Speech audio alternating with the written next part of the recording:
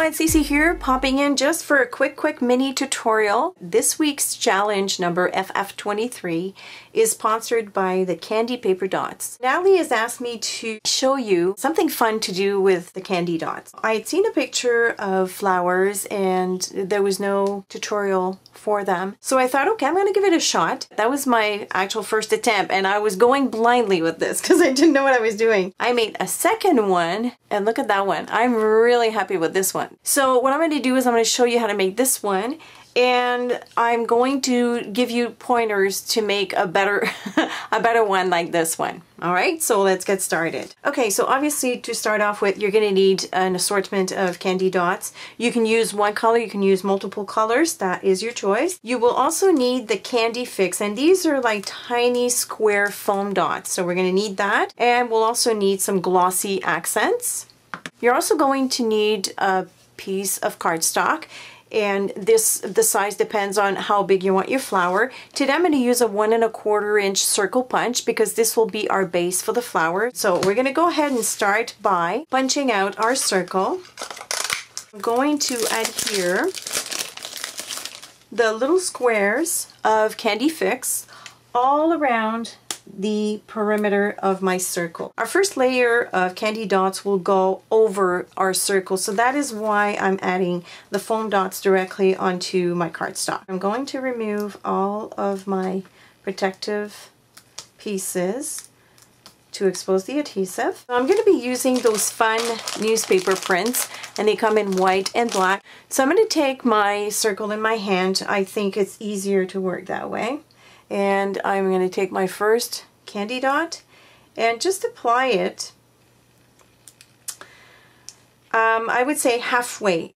So if I show you underneath there, half of my dot is off of the circle.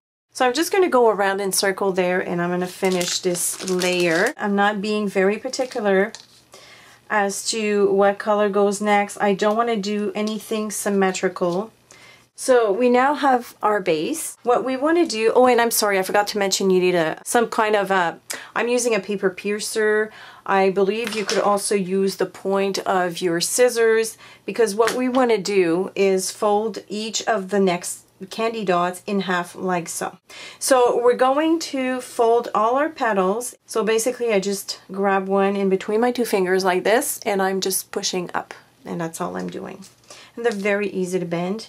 You could also bend down, like curl down like so. And this is what I did to make this flower. Next, you want to take your glossy accents and fill the area right next to the first layer of dots.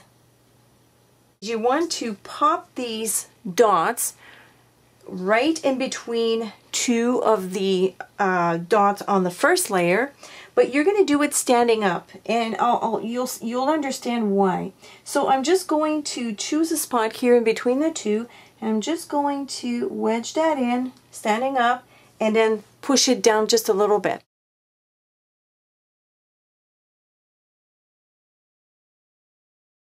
And I'm going to keep going around until I have done this layer.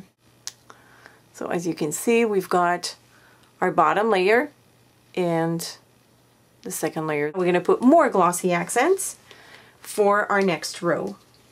So I'm going to repeat the same process. As you can see here, I'm standing it up, and the glossy accent is strong enough to catch it. Because the glossy accent doesn't dry fast, it's actually good in that situation because it gives you time to arrange properly, and if you're missing a few folded petals, you can go ahead and do that.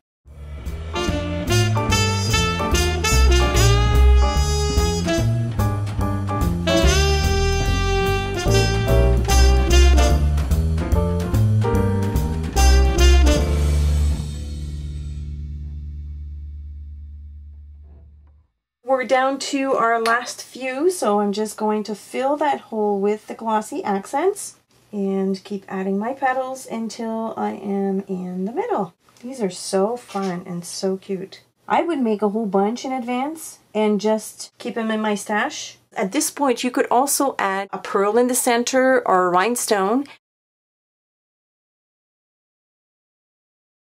So to make this other flower, you would repeat the same process. You're just going to do it better than I did because this was before I discovered that you need to stand them up.